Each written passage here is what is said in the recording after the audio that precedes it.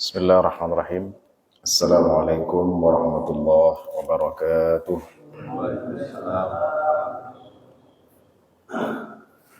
Alhamdulillah wassalatu wassalamu ala Rasulillah wa ala alihi wa sahbihi wa man walah. Subhanaka la ilma lana illa ma 'allamtana innaka antal alimul hakim wa la haula wa la quwwata illa billahil aliyyil azim. Amma ba'du. Hadirin jamaah musalla al-ijtihad yang dirahmati Allah Subhanahu wa taala. Puji dan syukur kita panjatkan kepada Allah atas segala limpahan nikmat dan karunia-Nya. Di pagi hari ini Allah masih melimpahkan banyak nikmat berupa kesehatan, kesempatan dan kekuatan sehingga kita bisa berkumpul kembali di majelis yang mulia ini. Salawat dan salam semoga selalu disampaikan kepada junjungan panutan kita, suri teladan kita, Nabi kita Nabi Muhammad sallallahu alaihi wasallam beserta seluruh keluarga, sahabat, kerabat dan juga umatnya yang senantiasa mengikuti jejaknya dan mengamalkan ajaran-ajarannya. Hadirin jamaah musalla al-ijtihad yang dirahmati Allah Subhanahu wa taala. Di kesempatan yang lalu kita telah menjelaskan beberapa salat sunnah karena ini kita hadapi sehari-hari. Pada kesempatan kali ini kita masih melanjutkan tema salat, yaitu tentang jamak atau mengumpulkan salat. Tentunya hadis Rasulullah SAW dari Sa'id bin Jubair dari Ibnu Abbas radhiyallahu anhuma, ia berkata Rasulullah SAW pernah menjamak salat zuhur, asar, maghrib dan isya di Madinah. Jadi Rasulullah SAW ketika itu posisinya di Madinah ya, sebagai muqim, sebagai orang yang tidak berpergian. Kata Ibnu Abbas, tanpa ada sebab ketakutan, yaitu kondisi perang ataupun hujan. Kemudian Sa'id bin Jubair menanyakan kepada Ibnu Abbas, mengapa Rasulullah SAW melakukan itu, yakni menjamak salat ketika mukim. Ya, maka kata Ibnu Abbas, ya, agar tidak membuat umatnya kesulitan. Jadi dalam hadis Muslim ini Rasul pernah menjamak salat ya, zuhur, asar, maghrib dan isya. Kalau subuh nggak bisa dijamak ya, itu nanti dijamak aja subuhnya sama zuhur ya sekalian ya, nggak bisa. Tanpa adanya sebab, bukan karena ketakutan dan juga bukan karena hujan. Tentunya nanti kita jelaskan hujan seperti apa ya. Apakah hujannya seperti di Indonesia atau gerimis saja ya. Karena memang hujan di negeri Arab ini termasuk jarang ya. Dulu ya, tapi kalau sekarang sudah banyak ya, sudah banyak hujan kita dengar dan kita lihat kabarnya di Saudi Arabia, di tanah suci. Baik, jadi ada riwayat lain yang menunjukkan maksudnya dikiaskan ya, terhadap hujan, yaitu juga kalau turun salju. Ya, hanya saja di Indonesia nggak pernah turun salju kecuali di mana Pak? Di Papua ya, ada namanya apa gitu. Itu salju turun di situ. Tapi kalau di Depok nggak ada salju. Baik, jadi kita ingin mengetahui beberapa sebab karena ini kita hadapi sehari-hari dan mungkin di antaranya kita ada salah satunya. Jadi perlu saya sampaikan bahwa prinsip dalam agama itu adalah ma yuridullahu liyaj'ala 'alaikum min haraj. Allah tidak menginginkan menjadikan bagi kalian kesusahan ya. Yuridullahu bikumul yusra wa la yuridu bikumul usra. Allah menginginkan kepada kalian kemudahan, ya, dan tidak menginginkan kepada kalian kesusahan. Baik, jadi yang pertama ketika tentunya dalam perjalanan. Ya. Ketika dalam perjalanan dan perjalanan ini menyebabkan dia mengqashar salat, tentunya dia bisa menjamak. Ya. Kadang bisa dijamak saja atau diqashar saja. Nah, di sini disebutkan kalau sudah sampai kita mengqashar salat, ya, karena qashar salat itu berkaitan dengan jarak tempuh. Beberapa riwayat, ya, ada yang menyebutkan sekian mil, ada yang menyebutkan perjalanan 2 hari atau 3 hari kalau dihitung misalnya itu 85 km atau 83 km.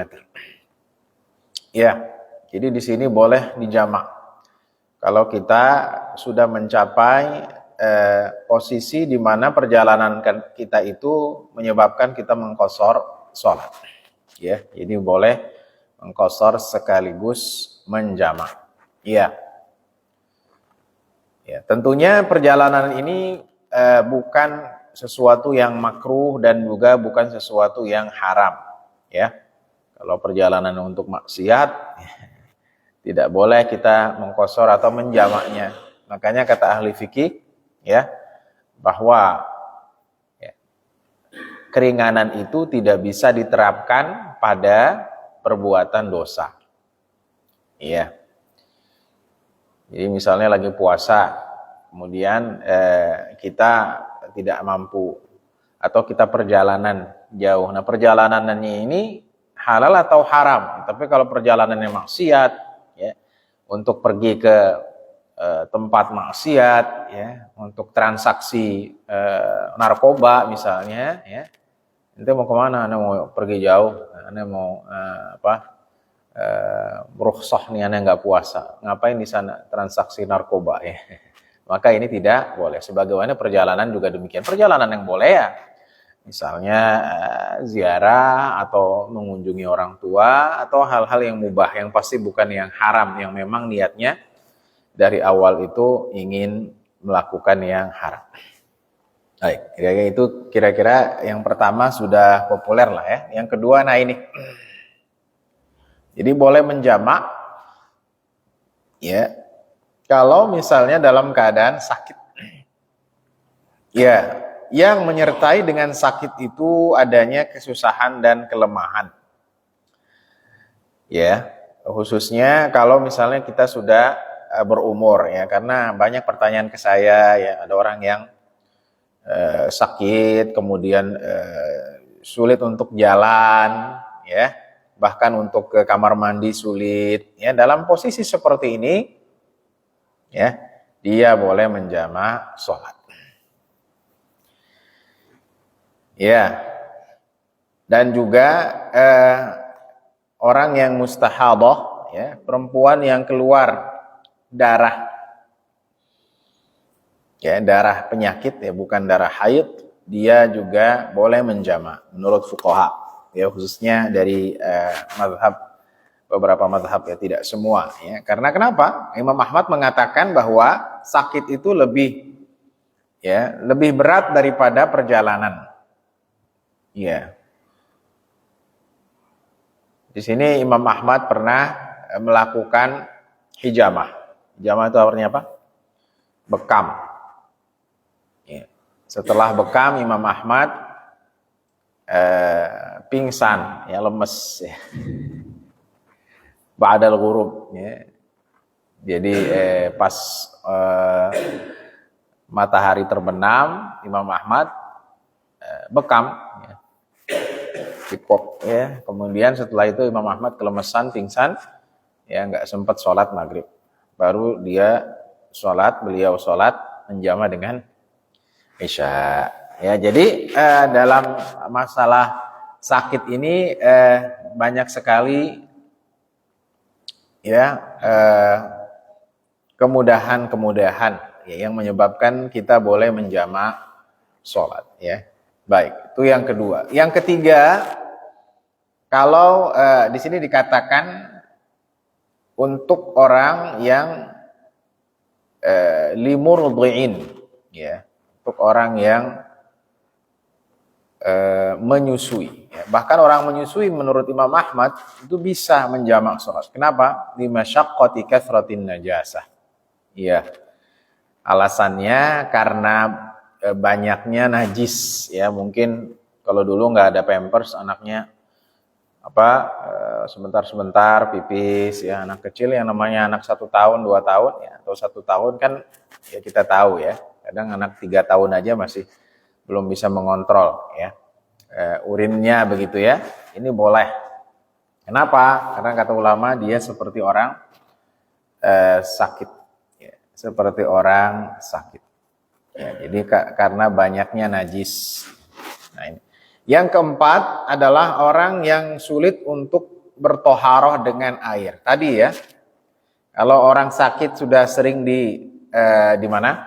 Di kasur, ya, sudah nggak mampu lagi jalan, ya, atau bahkan tayamum sudah sulit, ya, maka boleh menjamak. Pada dasarnya memang Rasulullah SAW pernah meminta kepada siapa? Bilal bin Rabah ketika beliau sakit untuk apa? Untuk diambilkan air dalam ember, ya, dan Rasulullah SAW wudu di situ. Jadi kalau misalnya orang tua kita sakit atau kita sakit, kita bilang, nak, nanti bawain ember ke sini, ya, wudu, ya. Dan juga dalam hadis yang sahih pernah, ya, diwudukan.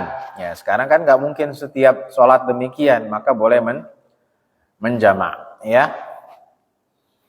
Jadi orang yang tidak mampu bertoharoh dengan sendirinya, ya, atau bahkan tayamum juga dengan sendirinya, maka dia boleh menjamak sholat, ya. Nah, yang kelima yaitu orang yang tidak bisa mengetahui waktu. Ya, mungkin di sini disebutkan oleh fuqaha dia tidak melihat, ya, tidak melihat, tidak tahu kabar.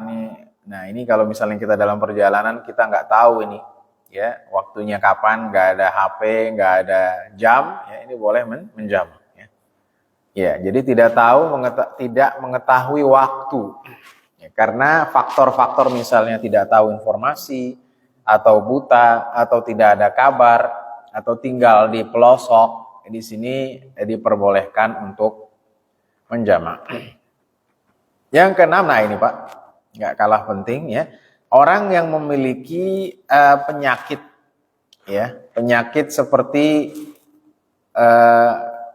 haid, ya, orang yang keluar darah bukan haid, ya. Di sini contohnya apa? Salisi baul, ya. Salisi baul itu artinya orang yang sebentar-bentar pipis. Itu namanya salisul baul. Ada dalam buku-buku fikih, ya.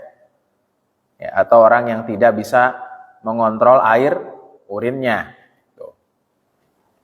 Kadang kita semakin tambah umur, ini ada beberapa faktor, mungkin dia diabetes, atau mungkin dia prostat, naudzubillah, ya, atau ada hal lainnya.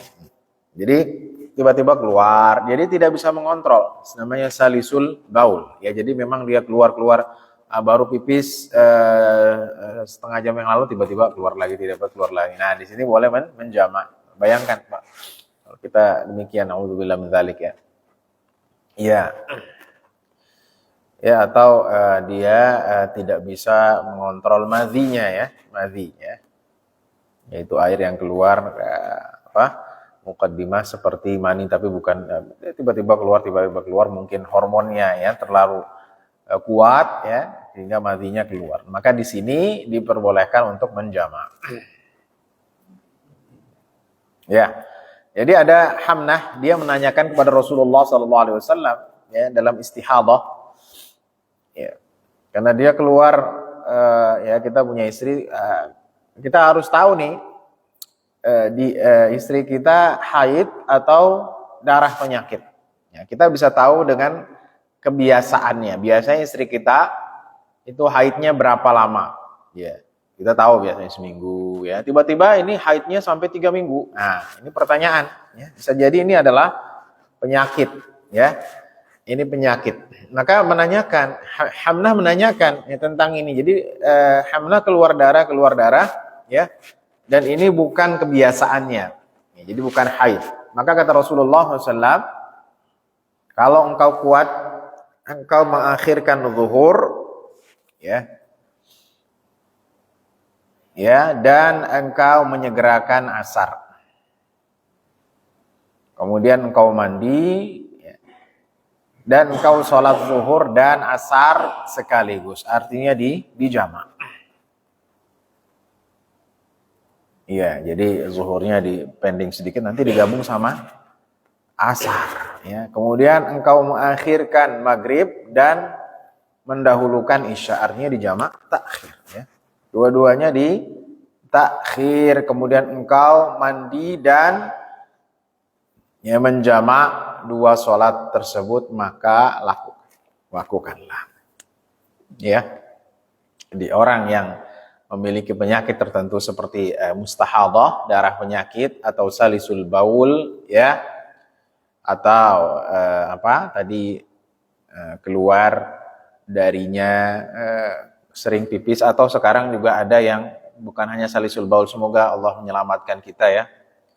Mungkin ya keluar kotoran ya, bukan dari kubul, dari dubul ya, tapi nggak bisa mengontrolnya. Ya, mungkin bapak-bapak pernah melihat orang seperti itu. Jadi tiba-tiba ya celananya udah ada kotorannya ya, karena bukan dianya jorok, bukan, tapi karena tidak mengontrol, tidak bisa mengontrol. Mungkin ada yang bermasalah dengan sarafnya atau uratnya ya, kita tahulah. Ya, seperti ini boleh menjamak.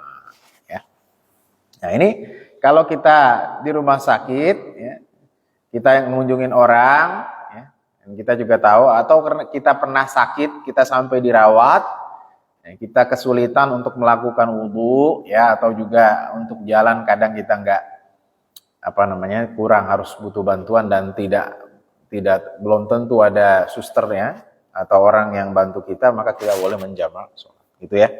Dan ini sering ditanyakan kepada saya. Ya, karena saya lumayan ke rumah sakit, ya gimana ini ya, ada yang orang sudah atau cuman tidur doang kan, ini kan udah diinfus ya, kemudian juga lagi pakai kateter dan seterusnya, ini boleh ya. Jadi karena ini masalah memang penyakit ya. Dulu ada zaman Rasul kateter, nggak ada ya. Nah begitu ya, jadi ini memang kemudahan ya. Dulu juga waktu zaman COVID ya viral ya, para dokter, para nakes, tenaga kesehatan itu ya pakai baju apa dulu namanya, baju anti peluru ya. Ya baju PD ya. Iya, sampai 24 jam. Kenapa? Kalau enggak nanti virusnya kena ya. Pokoknya waktu-waktu itu sangat menyeramkan lah ya. Dan lebih menyeramkan lagi ya tenaga kesehatan ya. Banyak dokter yang meninggal gitu kan. Nah, dalam posisi seperti ini boleh menjamak ya. Sulit ya. Jadi kalau lepas sedikit nanti kalau enggak tertular maka menularkan ya. Alhamdulillah ya, 2023 ini sudah lewatlah masa-masa COVID ya, walaupun nggak tahu COVID ini siapa yang bikin ya. Iya, maksudnya ada unsur kesengajaan atau tidak. Dia ada, memang kita nggak tahu, cuman siapa yang menyebabkan ya berapa ribu orang ya, ratusan ribu mungkin orang meninggal ya gara-gara virus yang mematikan ini. Ya. Nah, ada yang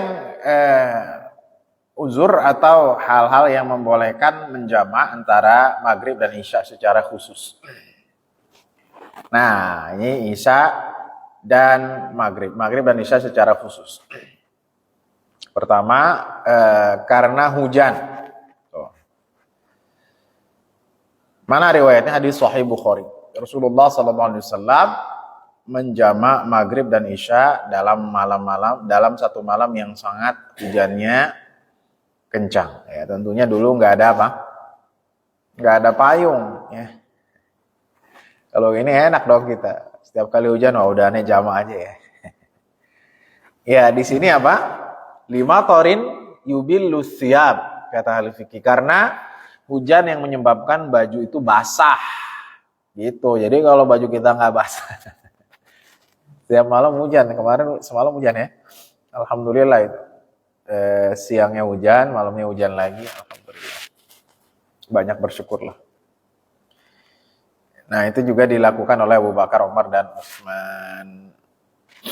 Nah, kalau orang di Mekah, Pak, nah ini kalau kita sholat kan, kalau di Masjid Nabawi kan ketutup. Kalau di Masjidil Haram gimana? Buka kan?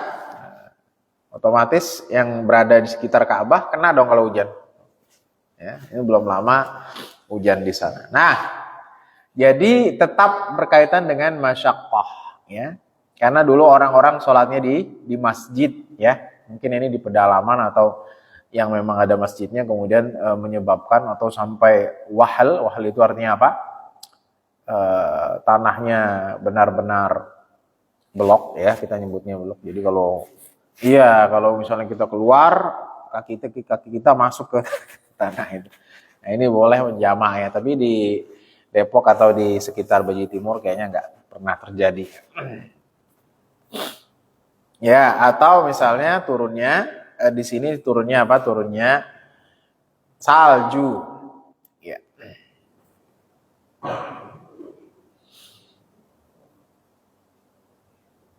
Atau karena bard. Di sini fuqaha juga mencantumkan karena adanya cuaca yang sangat ekstrim dinginnya, Pak.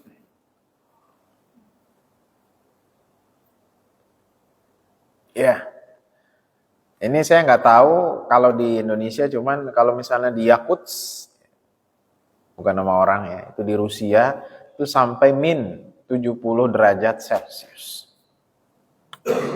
Nah, kalau kita ke sana, mau sholat maghrib terus isya, ya wudunya gimana? Harus manasin air dulu, ya. Ya, jadi kalau di sana nggak perlu kulkas nggak laku di sana, ya, makanya diimpor ke Indonesia. Ya, jadi ketika sangat dingin, nah itu boleh, ya, disebutkan oleh ulama. Kenapa? Karena dikiaskan, dianalogikan dengan apa? Dengan hujan atau salju, ya. Otomatis kalau dingin sekali, ya orang kalau apalagi tidak ada air yang memanaskannya. Ya.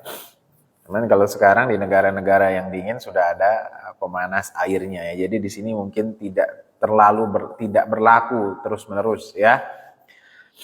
Yang juga tadi Rasulullah SAW pernah melakukan tanpa uzur apapun. Jadi yang perlu kita pahami bersama bahwa adanya masyaqqah, ada namanya kesusahan dalam melakukan satu ibadah. Ya. Makanya kalau misalnya juga ada hawa angin yang sangat dingin, ini disebutkan boleh menjamak. Jadi ini yang perlu kita pahami mengenai jamak. Baik, Bapak dan para hadirin rahmati Allah Subhanahu wa taala, bahwa dalam Islam ada kemudahan ya, dan praktik yang memang diperbolehkan. Ya. Ini menunjukkan bahwa Islam itu fleksibel. Islam itu fleksibel. Jadi dalam masalah-masalah seperti ini banyak sekali kemudahan. Jadi tidak benar kalau misalnya dikatakan Islam itu sulit, ya, bahwa ibadah dalam Islam itu menyulitkan. Ya, justru dalam Islam itu banyak keringanan. Ini disebut dengan rukhsah. Ya. Jadi itu berkaitan tentang jamak. Ya. Nah, sekarang kalau misalnya qashar bagaimana? Sekarang kalau qashar masalahnya adalah sendiri. Ya, karena kita sudah jelaskan masalah jamak. Adapun qashar itu ada beberapa hal yang disebutkan dalam Al-Qur'an. Misalnya Wa idza darabtum fil ardi falaisa 'alaikum junahun an taqsuru minas shalah. Ya. Maka tidak mengapa kalau misalnya engkau sedang melakukan perjalanan, kemudian juga Rasulullah SAW mengqashar dalam beberapa keadaan tertentu, ya. Ya. Jadi sebab-sebab ini perlu kita pahami bersama, ya, tentang as-safar. Secara garis besar ada namanya perjalanan. Kemudian ada juga namanya sakit. Kemudian ada yang namanya hujan. Ya. Nah itu. Kemudian ada namanya penyakit. Ya, penyakit itu penyakit yang memang menyertai seperti salisul baul, ya, seperti apa? Dia sering pipis atau keluar kotoran, naudzubillah min dzalik, dan seterusnya dan seterusnya. Ya. Nah, sedangkan qashar kita tambahkan bahwa ia ada jaraknya. Para fuqaha kebanyakannya menentukannya adalah sekitar 80 km. Ya, atau perjalanan 3 hari. Ya, kemudian ada namanya, ya, dia ditentukan perjalanannya. Ya. Dia sampai menginap, ya, jelas kalau perjalanannya sampai bermalam di jalanan ini menyebabkan apa? Waktunya lama. Kemudian keluar dari umron. Ya, umron itu artinya dari kota. Ini juga bisa mengqashar dari Depok ke Sukabumi atau ke Garut, ya. Iya. Kemudian harus adanya niat. Kemudian tadi balik lagi, perjalanan ini memang perjalanan yang dimubahkan. Jadi kalau perjalanan yang haram itu tidak boleh. Ya. Nah, sampai kapan orang boleh mengqashar? Ya, selama dia memang tidak ada niat untuk iqomah atau stay. Ya. Jadi kalau misalnya jalan ke sini ke Garut, terus dari Garut nggak pengen nginap, ya memang mau jalan lagi, ya. Ya, maka dia boleh mengqashar. Ya, dari Garut ke Sukabumi, dari Sukabumi ke Cianjur, dia boleh mengqashar sepanjang dia memang tidak niat untuk menetap di situ. Nah, itu ya. Jadi ini yang perlu kita pahami bersama. Nah, ada hal lain, yaitu masalah qashar atau jamak Jumat. Contoh, misalnya kita di perjalanan dari Depok mau ke Bandung atau yang jauh lah ke Jogja gitu kan, tiba-tiba di perjalanan, ya, sudah masuk waktu Jumat, zuhur. Boleh nggak kita menjama dengan asar? Ya, menurut kebanyakan ulama tidak boleh. Gitu ya. Jadi kita melakukannya sendiri aja kalau kita memang mau niat jama. Ya, tapi sebagian lagi mengatakan boleh, ya. Jadi ikut aja apa namanya? Sholat Jumatnya, habis itu sholat asar. Gitu ya. Tapi menurut Hanafiyah, Malikiyah nggak boleh. Ya, kalau misalnya udah melakukan Jumat, ya nanti nunggu sholat asarnya, begitu. Ya, lebih ketat, ya. Nah, ini masalahnya karena memang kadang kita ketemunya hari Jumat. Ya kan? Gimana nih pas azan di tengah jalan mau sholat, kita sholat zuhur atau sholat Jumat? Ya, kalau kita sholat Jumat menurut Hanafiyah, Malikiyah, dan Hanabilah, kita tidak boleh menjama dengan asar. Artinya kita nunggu lagi asar kemudian sholat. Itu mengapa mereka menyimpulkan demikian? Ya karena menganggap bahwa sholat Jumat ini memang berbeda dari sholat-sholat lainnya. Itu yang pertama. Yang kedua adalah sholat orang yang musafir di belakang orang mukim. Nah, ini juga. Jadi kalau kita lagi bepergian, ya, kemudian orang yang mukim sholatnya 4, jelas ya. Apakah kita mengikuti dia? Nggak bisa. Ya. Tapi kalau dibalik masih mungkin. Kita sholatnya qashar. Kemudian ada orang di belakang kita mukim. Kita sholatnya 2, salam. Dia masih bisa melanjutkan, menyempurnakannya sampai 4 rakaat. Tapi kalau orang yang mukim, kita jelas-jelas perjalanan, maka kita jangan ikut karena kita mau mengqashar. Ya, jadi jangan aneh misalnya di ijtihad ini tiba-tiba ada orang, oh dia nggak sholat jemaah, mungkin dia mengqashar karena dia tidak mengikuti orang yang sempurna sholatnya. Jelas ya. Jadi demikian. Ya, kalau kita ingin melakukan qashar di perjalanan. Ya, jadi ini mengenai jamak dan qashar. Intinya bahwa Islam membolehkan jamak dan qashar. Ya. Sebanyak sholat, ya, sholat yang kita lakukan, ia diperbolehkan mengqashar jika memenuhi syaratnya. Ya. Baik. Nah, kemudian juga dalam keadaan perang misalnya, alal khauf. Ya, tadi ya kita sudah jelaskan bahwa dulu in khiftum ayyaftinakumul ladina kafaru.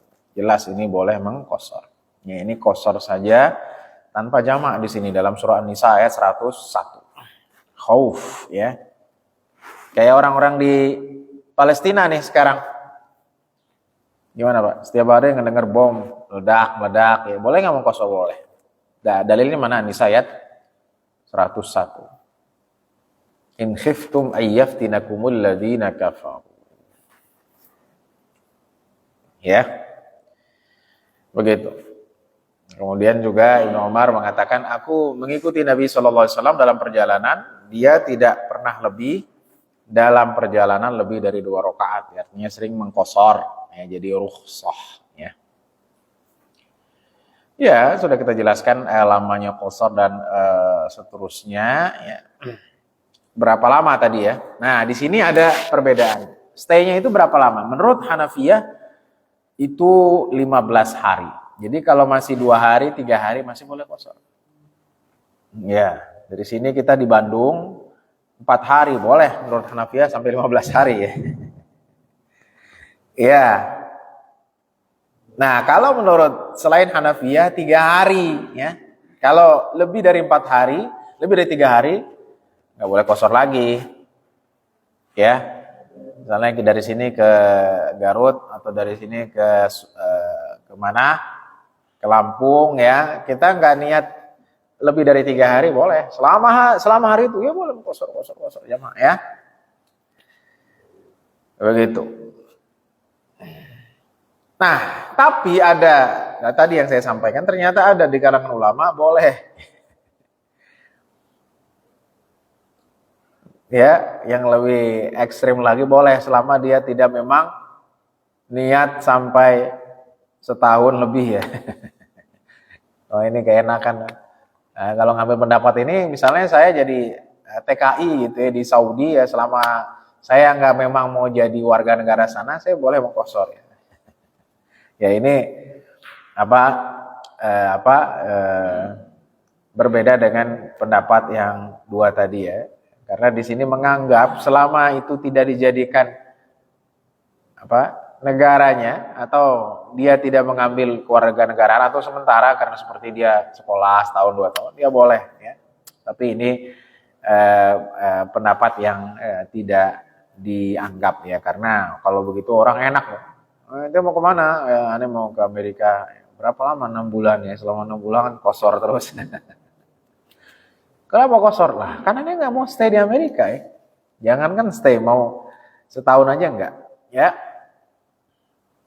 Baik. Jadi yang berkaitan qashar itu selalu berkaitan dengan perjalanan dan juga berkaitan dengan kondisi. Adapun jamak ini berkaitan dengan awal waktu dengan akhir waktu. Ya, juga ketika kita melakukan ibadah haji, ya, seringkali Rasulullah SAW mencontohkan kita menjamak dan qashar.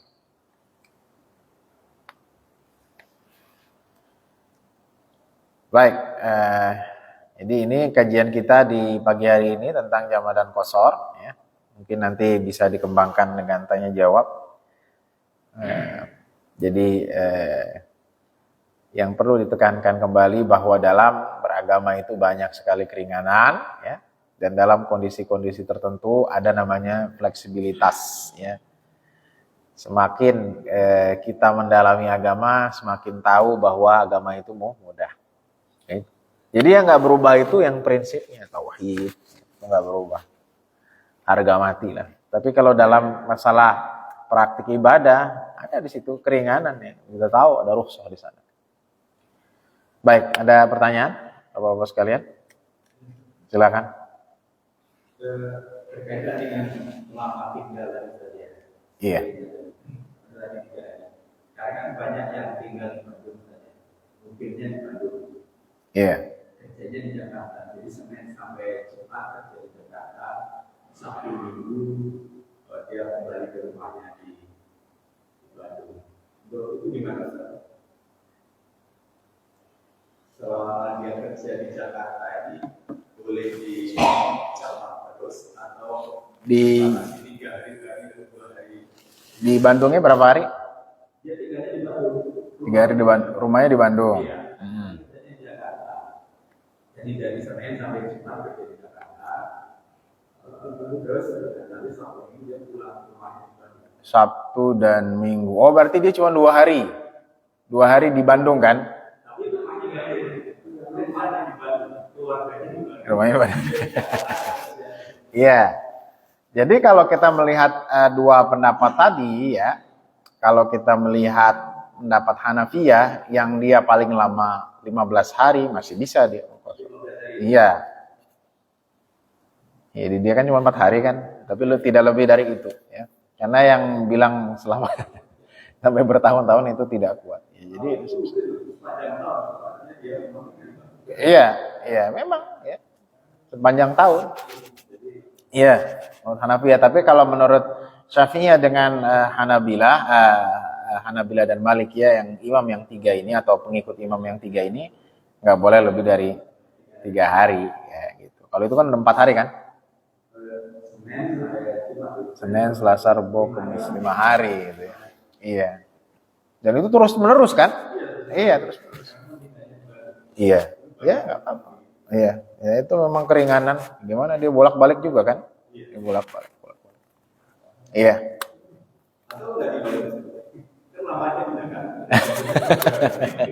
Ya. Jadi dia tinggalnya di Bandung apa tinggalnya di Jakarta itu aja? Di Bandung kan? Rumahnya di mana? Di Bandung begitu. Iya, mukimnya di Bandung. Kenapa dibilang mukim? Karena rumahnya di sana. Gitu. Tapi memang keadaan kerja dia di Jakarta, begitu. Ya nggak apa-apa. Ya. Itu keringanan. Gitu. Ada lagi? Silakan.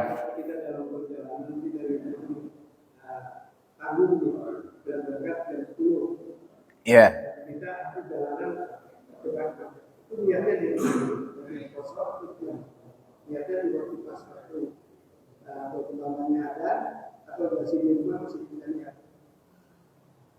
Iya. Niatnya kata ulama ketika dia melakukan sudah mau jalan ya. Kalau kita tahu misalnya tadi berangkat jam 10 gitu ya. Iya. Kemudian wah ini bakalan ya udah sudah niat dari situ bahwa saya akan menjamak dan qashar ya. Paling enggak nanti mungkin nyampenya asar ya atau jam 5 gitu. Jadi niatnya ketika dia mau keluar dari rumahnya. Ada lagi? Ya, silakan. Saya tadi soal waktu masalahnya tergantung keadaannya. Iya. Iya. Sedangkan kalau sekarang fasilitas kita kan sudah sangat menunjang gitu ya. Bisa mau ke Surabaya dengan rest area yang cukup banyak dan ada masjid. Apakah syarat-syarat masalah penjaman tadi masih berlaku gitu ya? Iya, bagus nih. Kalau dulu kan nggak ada rest area ya. Iya, tetap berlaku. Ya. Yang penting ada yang namanya masyaqqah. Ya dari perjalanan itu kan pasti capek ya. Kemudian perjalanan jauh tetap berlaku. Jadi misalnya kita berangkat dari Depok ya, kemudian mau ke Jogja gitu kan. Ya, kalau misalnya kita berhenti setiap rest area, ya tetap masyaqqah juga. Masyaqqahnya apa? Kesulitan ya namanya sulit, berat, memberatkan, jelas tetap ya.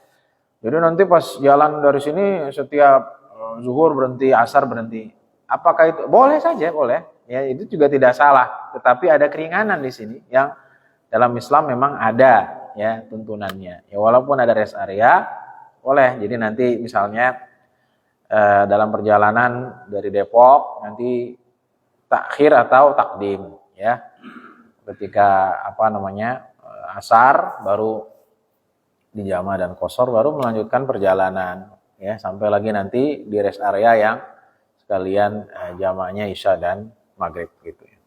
Jadi tetap pada dasarnya kalau kita mau sholat seperti biasa karena tadi alasannya sekarang rest area banyak boleh ya, tetapi itu bagian dari hal yang memberatkan ya, dalam arti beban. Dalam kata-kata Rasulullah SAW, as-safaru qit'atun minal azab ya, bahwa ini hadis Rasulullah SAW ya, bahwa perjalanan itu adalah bagian dari siksaan kan begitu. Jadi ada keringanan. Jadi rukhsah itu tidak harus ya, tetapi yang menjadi masalah keringanan itu wajib dilakukan atau tidak wajib dilakukan ya.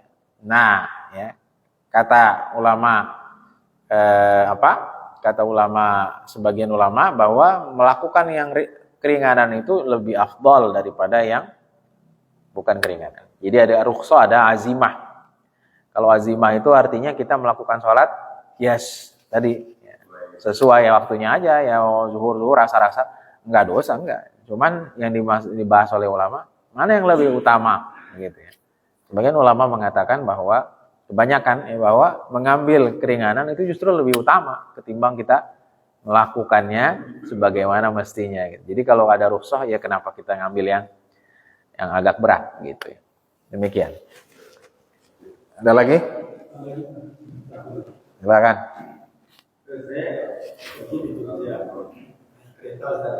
Ya.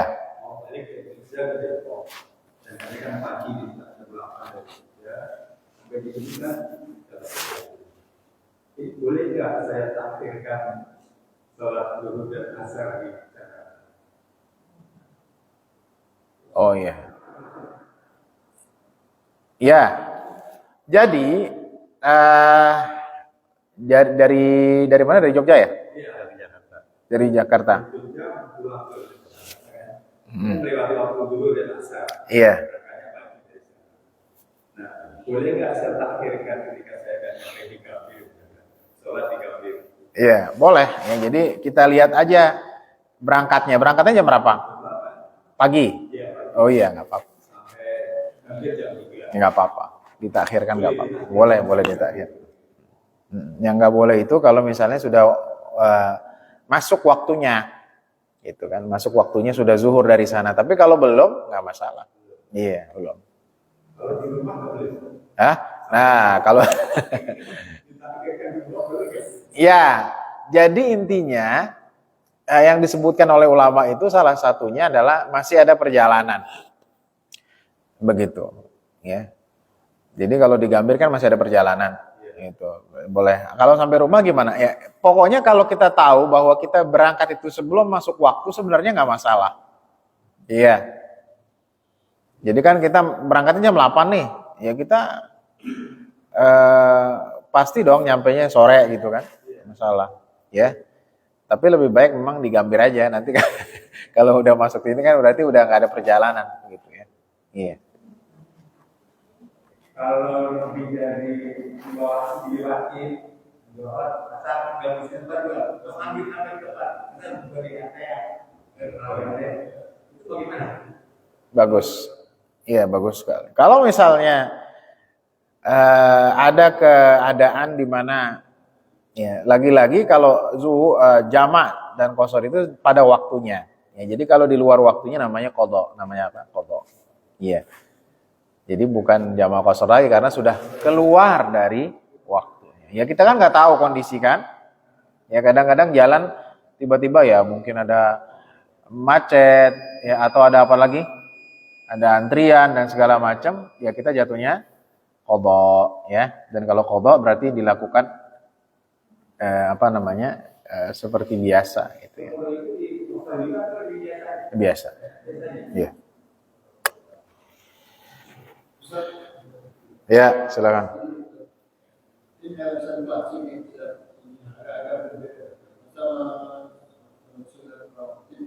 Oh iya. Kita melakukan sholat sebaik-baik sholat itu kan di rumah ya. Di rumah, betul. Tapi kalau kita melakukan sholat di rumah untuk terlambat, iya, betul. Iya. Jadi pertama kita harus memahami kondisi daripada konteks daripada hadis tersebut. Pertama Rasul mengatakan demikian, Rasul rumahnya di mana? Dekat masjid kan? Iya. Iya, kita tahu norma Rasul kan menempel. Jadi Rasul bilang begitu, iya. Itu yang pertama. Yang kedua, jarak antara azan dengan iqamat itu ya ada berjeda. Itu konteksnya. Kalau kita di Indonesia rata-rata kan agak cepat kan? Cepat. Iya.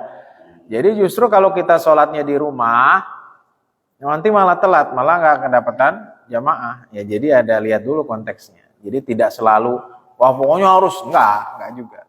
Kalau kita misalnya sholat rumahnya deket banget, kemudian juga antara khususnya subuh ya khususnya subuh kita kan paling 10 menit ya, pas sudah aja 10 menit ya, atau itu kan termasuk jarak yang tidak lama ya, maka yang lebih baik kita di masjid daripada kita ketinggalan sholat jemaah. Itu ya kira-kira.